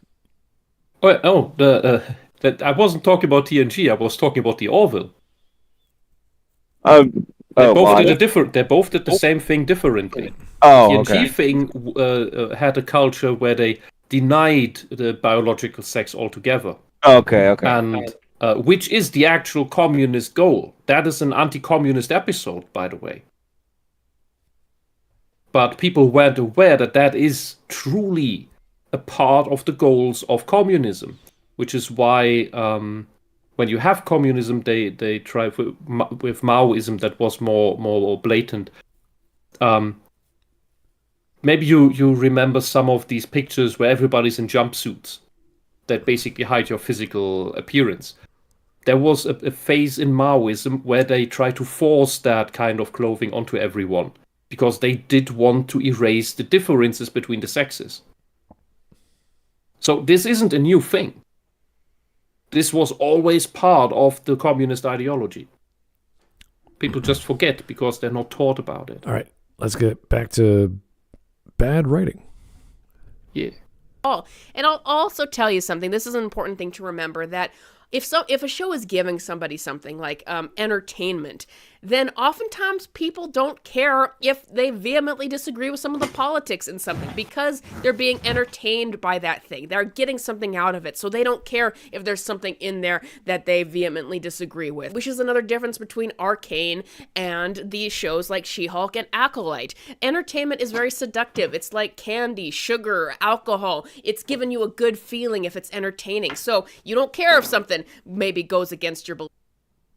I would say that it is hard to get entertained when the said entertainment is trying to beat you over the head with the political message. Mm-hmm. She's giving the distinction between what the function of a story is, which is to entertain and teach, whereas the entertainment could be a Michael Bay film and the teaching could be like a documentary. And entertaining can be anything. It could just be a cat looking at a light on the wall. And a documentary can be about, the migratory behavior of birds in America. So, and a low-tier brain is entertained by simply the logo of the thing he or she is primed to like being on the screen, and that already gets you the dopamine hit. Yeah, those people don't really need anything of quality. They just need a repeat of the tropes, of the shapes. That's the Trojan horse from a not even from a franchise level. That's from a production quality. Like, oh, this is Pixar. It must be perfect. I'm going to watch it and love it, as opposed to this is the second Frozen film, and why is that better and why is it worse? Without actually thinking about the quality of production. So she's saying the right thing. She's just like, I'm glad she's saying it. It's just like it's as if she doesn't know creative writing, and she's sort of coming at it from just a practical understanding of what she's trying to say, which is fine. Which is okay. I think Arcane walks this edge where like Arcane is in a tug of war, where you have competent people making it on the one side, and then the who still want to make a quality product and want to make money, and on the other side you have this activist pull that puts the crap into it and makes it ugly. But it's still on the edge. It hasn't fallen over completely into the lame and gay part. It's just constantly tangential to it. Yeah, and it's also very minimal. It's not a huge part of it. I wouldn't say minimal. It is like it's scratching the surface constantly, and the crap is seeping out, but it's not completely ruining it. I'd say it's like 1/8, 1/9 of everything else, and there's a lot of other stuff in there to like and dislike. So it's sort of like, it's not a big. It's like a buffet. You go to the buffet. There's 10 things. You don't like the 3 things, but you like the 4 things, and the 3 other things are great. So that it's a mixed bag, and it mostly hits on what it's trying to do. Like the music could be a lot better. The cutscenes, especially in the second season. In the first, it's okay. In the second, it's. Yeah, they reused the same Imagine Dragons music for the title again. I don't know why. They could have. I mean, I was just going to say the title song is still the best. Well, it's a great song. That they copied over. The rest just sticks out and is dissonant to me. All right.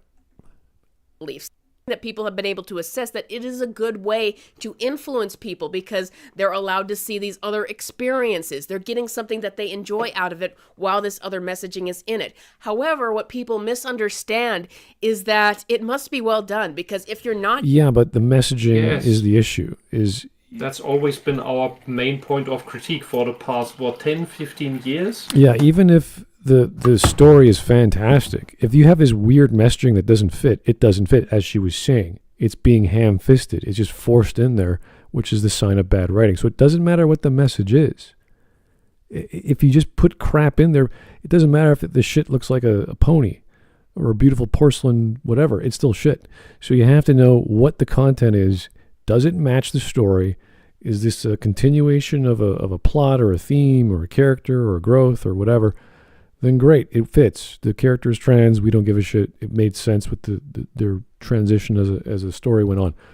Fantastic. Which they usually never do because they don't know how to actually write that. Oh yeah, I'm not saying progressive. Okay, just for anyone who doesn't know, the progressives do not know how to write trans stories in the least, and they shouldn't be in any big things because you can't actually do that right.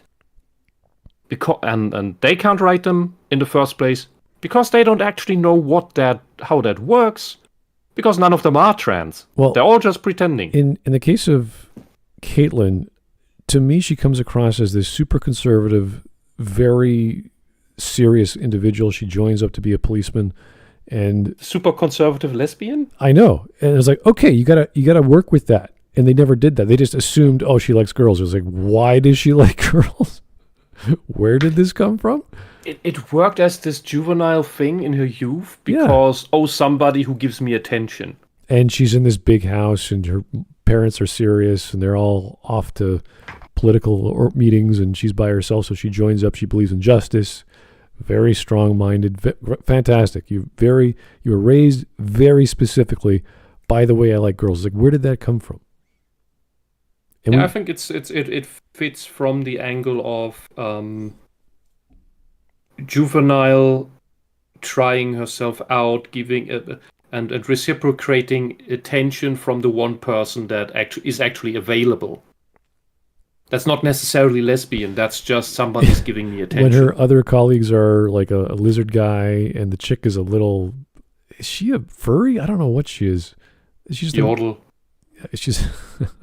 Was there a Yordle in the first one besides Heimerdinger? I don't know. Couldn't tell you.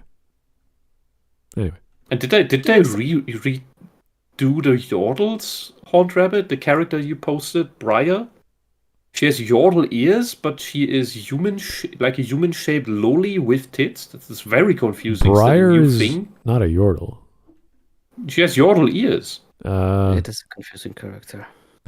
Yeah, Briar as a character doesn't make too much sense, actually.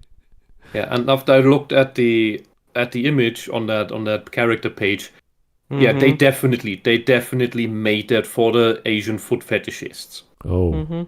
100%. All right. Because the feet are in the front. They're the most front thing in the... What the fuck? All right. Yep. Somebody an experience or entertainment in any level, then the message that they're trying to sell isn't going to work either. And that's the real difference. And Grace Randolph, I think that she doesn't understand that. It's like her saying that just like oftentimes they'll put a female character in a show that's made for men, just so there'll be some female representation and some female audience brought over. She's saying that you should bring a male character over in things made for women so that can bring the male audience over for that. There might be some truth to that, but ultimately, like I was saying earlier on, if the male characters or female characters are well written, then it doesn't matter their gender. Well, this is the issue with Arcane, is it's so popular, or League of Legends is so popular, people who play the game will watch Arcane, and plus it's a sequel, so you get more of it, of what you already liked. Mm-hmm. So it's a different reason, a different mode for what your expectations are and what you think of characters, because you already know the characters. So yeah, and I think that is why the second season is even more hacked off and seemingly random. If you haven't kept up with League of Legends and know these characters, many actions don't make sense, because you may know them from some background ideas, but this is why I don't understand what Ganessa is doing. Well, the same with Victor. Like, his character has nothing to do with the Victor in the game. That's another thing. But you would still know, he's the guy with the mad scientist with the evolution theme. Yeah, and the hex core, which is you have these elements at least here. Yeah, but in the game he's like this Soviet steel like robot guy. Like, I love steel. You know? It's like, what? What are you talking about? Steel is perfection. Like, what? Where are you coming from? Like, what is this? You gonna make a robot army or something? Like, what are you doing? He's talking to his I think cane. You know, I think the main problem is that the progressive activists, for some reason, are, and I knew this from back in the day when I was surrounded by these people. They are obsessed with Art Deco. I don't know why, because their ideology went into brutalism to destroy everything beautiful. But Art Deco is what they seem to be obsessed by as useful idiots before the ideology takes full power. And maybe that is why Piltover is now 100% Art Deco. It's futuristic Art Deco. It actually goes back to Art Nouveau, I'd say, just because of the curvilinear lines all throughout. The structures. You have Art Nouveau in other aspects of it, but the main thing, at least in the ruling class part of Piltover, that's Art Deco. Yeah, I'd say so. Yeah, I'd say maybe they put these in different layers of the whole thing of the show. Yeah, the way I see Art Deco is it's a bric-a-brac, or it's an offshoot of Art Nouveau. Whereas Art Nouveau is curvilinear lines, big arching lines like you see in Mass Effect. Whereas it was the American follow-up to Art Nouveau. I would say French, more of a French movement. But yeah, you're right. The Americans did take some of it, but that style permeated through Europe in the 30s and 40s, and I'm sure we borrowed it. The thing is, I'm not aware of Art Deco in Europe. I'm aware of Art Nouveau in Europe, and there are things that have survived the war. but I'm not aware of anything Art Deco having survived the war. Maybe that's why I'm not aware of it. I would say, I don't know the names, but French comics of those times would definitely be Art Deco. Comics? Yeah.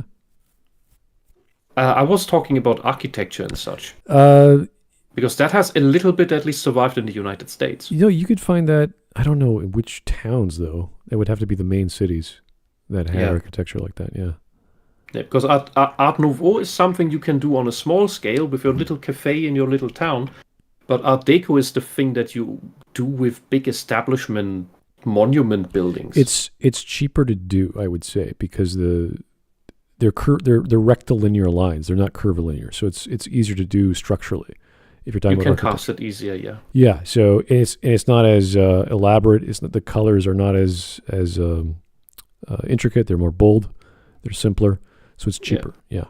And to everyone who loves Art Nouveau and Art Deco, and I know I'm talking about you progressives out there who believe that the left is all good, it is the left ideology that took that from you and replaced it with functionalism and brutalism. Yeah, that's after the fact. Yeah, exactly. Yeah. Art Deco would have been and should have been the art style of the United States. Think of the defining thing. Imagine that. Imagine the United States purely Art Deco. Yeah, think of the complexity of first generation cubism. If you think of the art style, all the geometric shapes and the overlapping, that's a lot of complex ideas visually. And then take someone trying to do cubism and saying, I can't do this. It's too complicated. Let me simplify it. Yeah. That is what I think of the transition between the two. But it's all a visual concept. It's not necessarily architectural. And I would think, and I believe that things like Arcane can help with that. If we get a receding of the ideological pressure right now, which might be the case with the election, at least it seems like that. Like they're all going crazy and giving up and self-deleting. That we can get a renaissance of beauty, because the ideology is anti-beauty, because it's anti-life, because it's anti-creation. That's why it went into brutalism. But if we get a renaissance of beauty, we can have a revival of Art Deco and Art Nouveau, and a renaissance is also defined not just from doing the thing over again from the past that was really, really good in quality, but also adding a new element to that. We might get a revival of that and the next layer. I just want our statues back. I want our John A. MacDonald statues back. I want all of the guys who helped build the nation, whether it's Canada or Americas, or just bring those beautiful bronze statues back, or whatever material they were made of. There are some absolutely amazing, what do you call it, stonemasons and similar, like the artists who make lifelike statues. In Japan right now, that's where the height of culture currently is on the planet, and we can get that from there.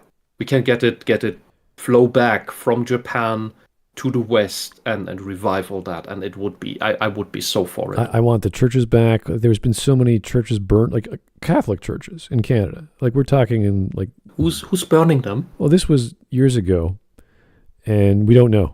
This happened all throughout. We don't know. We don't know who's burning the churches. Well, they captured some people, but the decentralized organization that is not an organization. Right. It's kind of weird how, a mosque gets attacked and our prime minister is like, oh my God.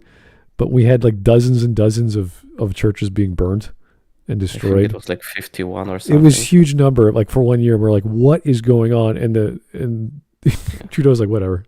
It happens. Well, it's for the same reason that they get burnt in France and Great Britain and Germany. But yeah, I guess we will never find out who might be burning all the churches, who might have a problem with Christianity on that level. Anyway, a little off topic, but that's okay. We'll get back to the video. You're just relatable to the audience, and you're just watching the experience that they're having. So it's not the most important thing. And that's why no one is complaining that Arcane has 4 female leads and that it's an action-oriented show, and the poster only has those 4 female leads, because the female characters are relatable. So it doesn't matter. It's not... It's. I want more Draven. Draven is cool. Keep saying Draven. That's all we got to keep doing. Draven. Yeah, it's even a cool name. It's fun saying it. It's like Batman. Like his play style. I want to see more Batman. Yeah, and this is Draven. I just look at him. Look at his smile. He has this wonderful smile with this amazing beard. Like, it's all going forward with these glaring eyes that are just having... I'm gonna have fun killing you. But in a manly way. I'm gonna throw an axe. What? And then I'll catch it. Huh? They did my boy dirty. Because they're female. They're just people who you can relate to and be entertained by that story. And that is the difference that Grace Randolph does not understand. But I wish that more people would understand this, because movies and shows, books, comics, they will always have politics in them, but they're just about if the writer can dissolve those politics into the story and create an immersive experience. And if you do that, then you actually do have more of a hold over people, and if they're going to be influenced by their story. That's a good verb, dissolve. Take the thing you want to share that is not directly part of the plot, but I want this element. Let me dissolve it into the narrative so that you can digest it. That's a good word. Yeah, what this good lady needs to learn is the difference between politics and propaganda. Because politics, you look at neutrally, where you can have the opposite sides that play against one another. Propaganda is only one side, and it's good and nobody questions it, and you have to like it. And that's what people don't like. And this is, as said this several times in when he played through Veilguard, and I think he should be almost done by now, the poor man, that all the options in Veilguard that you get are agreeing with the ideology. It's all positive, it's all affirmative. And he said, I mean, okay, have those options in there, but if you give me the affirm the trans stuff, also give me the affirm anti-trans white supremacist bullshit. Let me go MAGA. Let me go MAGA against the trans stuff. Give me that option. Let me emotionally destroy Tash. So and tell her that all this stuff is completely made up. You're full of shit.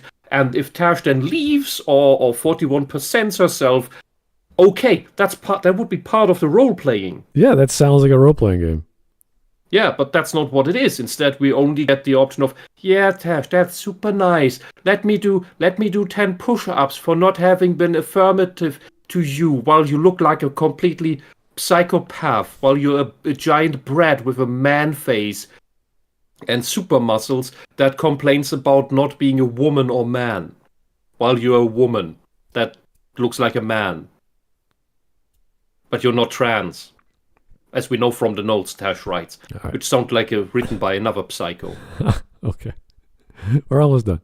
And then calling it gendercraft. If you just cannot create any interesting characters, any interesting scenarios, cannot create an experience, and are just giving people a sermon. You're not going to convince people that way, and people aren't going to be entertained by that, and they're not going to listen to you that way. But that is all I got for you guys today. Thank you for watching this video. Thank you, patrons, as always, for supporting this channel. Let me know what you think in the comments below, and I will see you guys next time. All right, that was a good take. Woman. Good take. Yeah. Not the most. I mean, it was articulate. Let's give her that. Not the most properly termed communication. That's fine. I know what she was saying. It came across well, and she only showed a clip of her, so that was a bit bit brief at the start there. I wanted more of what she was trying to say that was wrong, as opposed to this is on the same style as all these others. Like, really? No, it's not. What are you talking about? How is it different? How is it the same? Yeah, it was because Grace Randolph doesn't have the mental range to understand these things. Mental and emotional. Okay. Like, seriously, Oh yeah. You must be very limited in your mental capacity to not understand the problem. All right, we got some stream. We only got a few streaming. That's good. Let's see what we got. What can we do here? All right, we got How It Feels to Hate, the big happy dolphin with rainbows and hearts. Well, dolphins must know. If you know anything about dolphins. Well, this is the thing. I have nothing against people hating a thing or loving a thing. Just give me a good reason why, and you could feel whatever you want to feel. Back it up. I want to be allowed to hate. Yeah. There is nothing wrong with loving or hating something or someone. Just give me a good reason. In fact, give me a good reason for anything. I don't care if the emotion is neutral. I think I have good reason to hate fascism and communism and think it's all the same because I hate it all. I hate them equally. Am I allowed to hate fascism or do I have to I hate all follow this love not hate movement by the left fascists? I hate all politicians equally, regardless of what system they're on or what aisle they're on. You know, let me have a profession that you can dislike on principle alone. And then once you're there, prove to me you deserve to be there, because it doesn't matter who's there. There's always the lesser of two evils you're going to vote for. That's all. Every choice you make in life is going to be the lesser of two evils. It's always going to be, this is better than this other option, I think, at the time. You don't know, but you do your best. So, yeah, there's nothing wrong with hating something if you have a good reason. Here we go. We got, when I'm watching Arcane and they're mean to Heimerdinger, yeah, I know. Heimerdinger's awesome. People who play Cyberpunk 2077 after watching Edge Runners. People who play League of Legends after watching Arcane? Really? Is it that bad? Yes, it is. League of Legends is always... It's a horrible game. It's a horrible game. It's a MOBA. Yes. Yeah, it's a horrible MOBA. It's got... MOBAs are horrible. MOBAs are horrible. Well, it's... Dota was great. 3/4 was great. Pre-Dota was great. I was part of that movement. Not movement, but a bunch of people testing the game. You can basically only stand playing a MOBA by disabling chat. And if you disable chat, they'll complain that you're not communicating. Yes. Really? And look, people like me, and maybe Rabbit is also old enough for that, we can still solely communicate through things like minimap pings. It's completely sufficient. But all these like tadpole people, they all need to constantly write bullshit in the chat and have long conversations. And I'm autistic. I have long conversations, but I don't have them in chat while playing a MOBA or a first-person shooter, because I want to actually play the game. Well, the thing with this meme is that the world of Edge Runners is based off the world of Cyberpunk, and there's no disparity. Like, everything lines up. With Arcane, they're reinventing the characters because there's not much to them in the game. The game is just an action game, so there's no real lore to play with outside of... Well, there is in the character backstories, but they all keep constantly changing. It's like, I'm from Noxus, I'm from Ionia. It's like, what does that mean? Not much. It's a country name, and Noxus is militaristic. That's about it. So, yeah, the problem is that the actual story is the show. And you're like, oh, I want that in the game. And the game is not about story. Yeah. The thing that I mainly whine about is in Blizzard's good days, everybody would have loved the shit out of Blizzard if they had done an online series. People would have bought it. Because they were the leading Western cutscene company. They made the bestest cutscenes ever.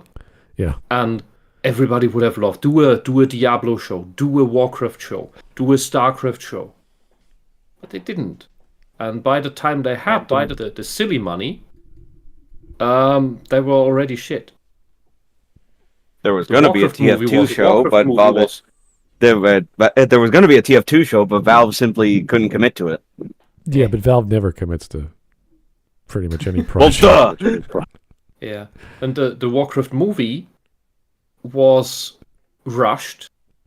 It was too much crammed into one thing. It couldn't breathe, and so that kind of that had to flop.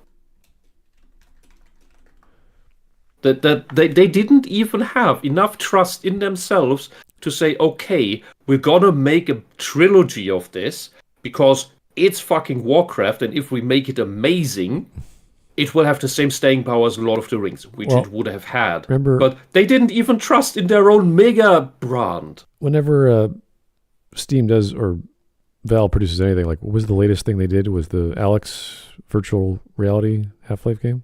Half-Life Alex back in 2020. Yeah, like that was, people loved it. It was like, wow, this is really fun. And it worked. Now, obviously VR is not for everyone, and you have to have the hardware, but people loved it. So they do make good stuff. It just takes them a bloody long time, and there's no reason why they can't keep doing that with the money they have and the resources they have. But they'd rather have a platform and let other people make their own stuff, and that's fine. It's just odd to see that. It's kind of like the opposite of CD Projekt guys. They start off with a platform, and then they turn into a game studio.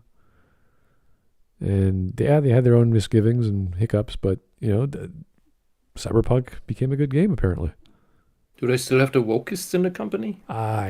Unfortunately, so. Don't know. Yeah, they need to do something about that. There are a few things that are still happening that are definitely very woke. Like there is a special coaching program for high schoolers, but it's only for girls. I think that's discriminatory. Yes. Is that constitutional in Poland? I'm not sure about it. Because it would not be 90% of our constitution can be subverted because the current constitution is a post-socialist one, so almost every amendment has a clause that can reverse it, basically. Yeah, they did the same to ours. Special circumstances. So yeah, which means that, and I think the American Constitution has a similar problem, and that is why once in a while you have to do a clean slate and roll back to your original constitution, because there's just too much crap added to it that if it's only holes, then you don't have one anymore. All right, we're done. No longer talking about Arcane. Okay. Gonna go watch the next 4 to 6 episodes. Free. And see, 4 to 6. Free. Episodes 4 to 6. Yes, there's 3 of them. I think I can count. Oh! I thought you were saying 4 to 6 episodes, but it's episodes 4 to 6. Yes. Yeah. Oh, thank you. fuck language. Anyway, thank you guys for the suggestion. That was a great video, by the way. She's a good speaker. Good. Well, yeah. Aside from her hands going all over the place, but that's normal sometimes. I can relate, being Italian. So good stuff. Thank you guys. Have yourself a good one. We'll talk to you soon. Good night.